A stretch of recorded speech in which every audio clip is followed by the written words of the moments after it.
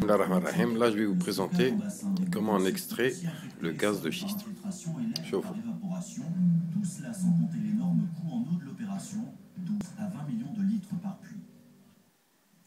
C'est la vraie question aujourd'hui. Est-ce qu'il y a espoir de trouver des méthodes plus safe, plus sécurisées d'extraction du gaz de schiste? Fondamentalement, non.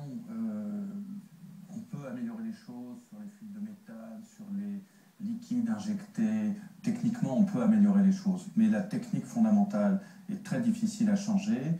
Et je crois aussi qu'il y a une chose qui est oubliée.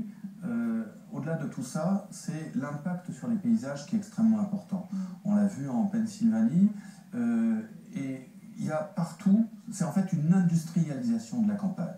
On pourrait vous dire, est-ce que c'est pire que pour d'autres énergies traditionnelles? Oui, bien sûr. oui, parce que... Est-ce que c'est pire? Oui, parce qu'il faut mettre beaucoup d'installations un peu partout. C'est des terrassements, c'est partout dans la campagne des hectares qui sont bétonnés. Gigantesques. Oui, moi j'ai un petit peu envie de dire, beaucoup de nos amis allemands viennent en France, et beaucoup d'amis français vont aussi en Allemagne, mais il se trouve qu'on a beaucoup d'amis allemands qui viennent en France, qui viennent dans l'Aveyron, dans l'Ardèche, dans la Drôme, dans la Lozère, dans des très beaux pays de France, et je crois que s'ils viennent, c'est parce qu'ils voient encore une campagne qui est belle, et aussi une campagne où de plus en plus les gens ont compris que la richesse c'était cette beauté, c'était la nature, c'était l'agriculture. On veut un autre mode de développement qui est fondé sur une autre agriculture, sur des industries intelligentes, sur un tourisme intelligent, etc. Et si on développe ces techniques partout, ces gaz de schiste partout, et ben ça change fondamentalement la campagne et la beauté de ces paysages. Alors Michel et Paul, vous n'aviez pas l'air d'accord, notamment sur l'idée qu'il n'y avait peut-être pas d'autre solution que cette méthode de la fracturation hydraulique. Vous pensez qu'il y a encore d'autres solutions aujourd'hui pour extraire plus proprement le gaz de schiste?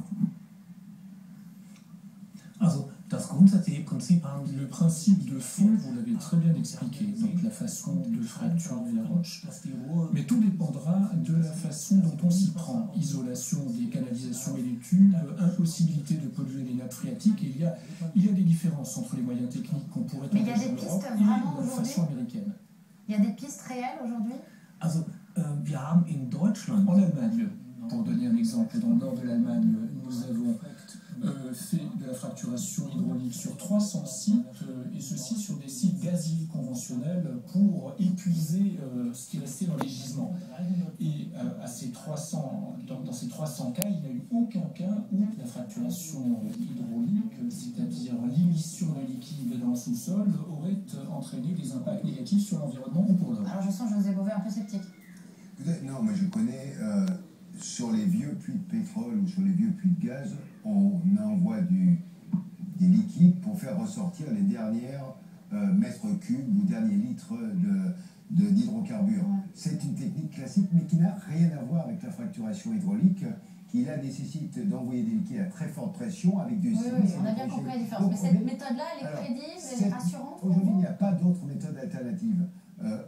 Que ce soit la compagnie Total, que ce soit la compagnie, l'ensemble des compagnies, disent aujourd'hui qu'il n'y a qu'une technique possible. D'ailleurs, ceux qui détiennent le monopole des brevets sur cette technique, c'est Halliburton, cette firme américaine dont on a parlé tout à l'heure.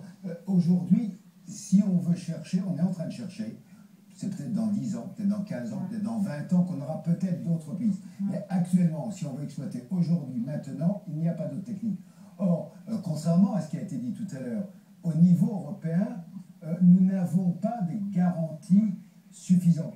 C'est pour ça que le Parlement européen, d'ailleurs, s'est saisi de cette question et qu'il va y avoir certainement dans les mois à venir un nouveau texte européen sur ces problèmes-là. C'est pour ça qu'on brandit des moratoires un peu partout. Parce qu'il y a plusieurs législations. Il y a la question de l'eau, la question des résidus, la question des produits chimiques. Ce sont des législations très différentes. Et si je vous comprends bien, il y a l'idée que peut-être il pourrait y avoir des méthodes plus safe, plus sécurisantes pour l'environnement, mais qu'on ne peut pas se permettre d'attendre 20 ans. Et de toute façon, elles ne sont pas utilisables.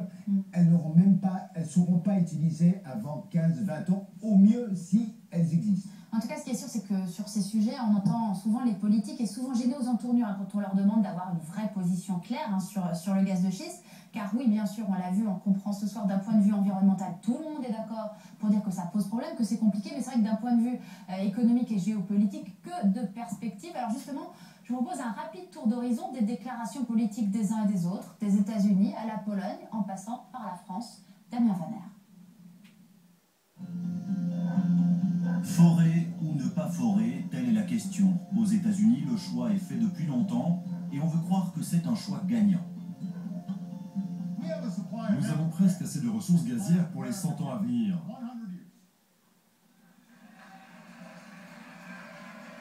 Et nous ferons tout notre possible pour développer cette énergie en toute sécurité. Les experts pensent qu'elle rapportera 600 000 nouveaux emplois d'ici 2020. Méfiance en revanche en Allemagne, où les permis sont suspendus depuis 2008 en attente d'expertise fiable. Un principe de précaution que même l'abandon récent du nucléaire n'a pas remis en cause. En France, c'est la pression populaire qui a conduit à un moratoire promulgué sous Nicolas Sarkozy, et dans ce domaine, pour une fois, François Hollande se montre dans la droite lignée de son prédécesseur. Personne, je dis bien personne, ne peut affirmer que l'exploitation des gaz et huiles de schiste par fracturation hydraulique, seule technique aujourd'hui connue, est exempte de risques lourds pour la santé et pour l'environnement. En Europe, les plus ouverts au gaz de schiste sont les Britanniques et surtout les Polonais. Le pays, largement dépendant du gaz russe, y voit le moyen de prendre son indépendance énergétique, un enjeu stratégique face auquel le principe de précaution ne pèse pas lourd pour cet eurodéputé polonais. Pourquoi il n'y a pas de procès aux États-Unis? Il y a des milliers déjà de puits qui ont été faits. Et il n'y avait pas d'accidents majeurs qui se trouvent devant le tribunal. Ça veut dire qu'on peut maîtriser l'exploitation. Sur ce qui m'est golo, j'invite tous les DZ youtubeurs à voir cette émission. Allez, salam alaikum. Et à vous de voir.